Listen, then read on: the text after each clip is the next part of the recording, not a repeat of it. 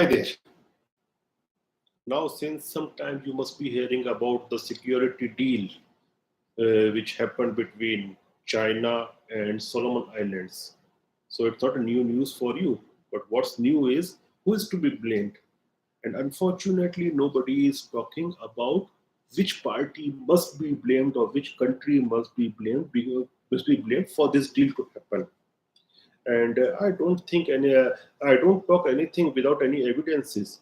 And if you go 4 months back on my timeline, you will find that I was constantly saying one thing, that Australia is doing wrong by sending its army when the country of Solomon Islands was experiencing riots. And why they were experiencing riots? They were experiencing riots because the president Sugawari of Solomon Islands was supporting and promoting China in the country, which the local population was not liking.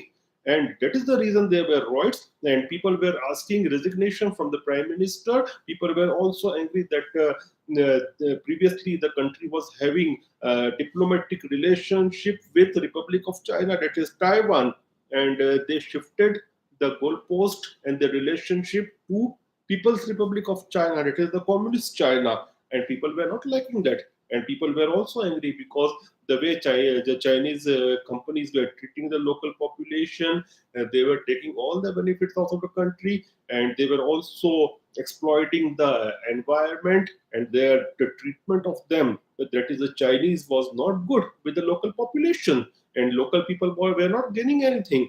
But the corrupt politicians were definitely gaining a lot. So there was a rebellion of the local population against President Sugawari in general, and uh, in particular with the union government or federal government of Solomon Islands, whatever name you can give it.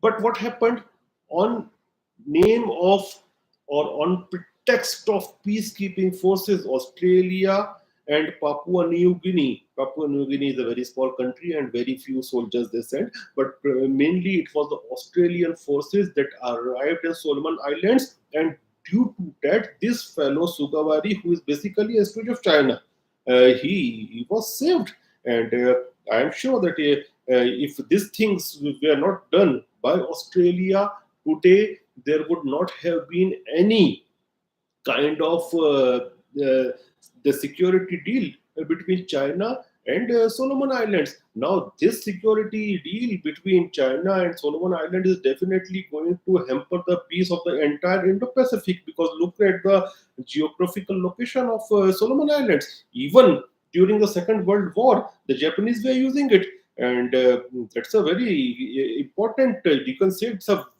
pivotal position when it comes to armed conflict in the Indo-Pacific. So now there is the security deal between China and Solomon Islands. So China will be putting its foot, and definitely its intelligence will also be there. You may also find the submarines and many other things over there. And who is to be blamed? It is Australia, and Australia. Because if Australia would have not sent its forces that time to Solomon Islands, the regime of Sugawari would have definitely fallen. And some people were saying that maybe Australia sent the forces because if Australia didn't, then China would have sent its forces. I was saying even that time that let China send its forces, the local population will go mad for them, against them, because they were sending the forces to save the same person Sugawari, against whom the entire country, most of the country, were pouring on the streets. Even they were surrounding their parliament. But Australia sent the forces, and look now, the same Sugawari who was saved by Australians now is having the security arrangement with China. Now, I will like to that the Western world in particular must talk about this issue and must spot out who was responsible for this. Who were the beneficiaries in Australia, who made the environment by which the Australian forces were sent to the Solomon Islands. Was there some economic benefit they were getting? Was there some under table deal going on? These all things must be inquired. And also, I will say the free media of the world, that these small island countries and these small nations, you must monitor what the children of the president or the people in power are doing. Are they studying there in China? Are they married to Chinese citizens?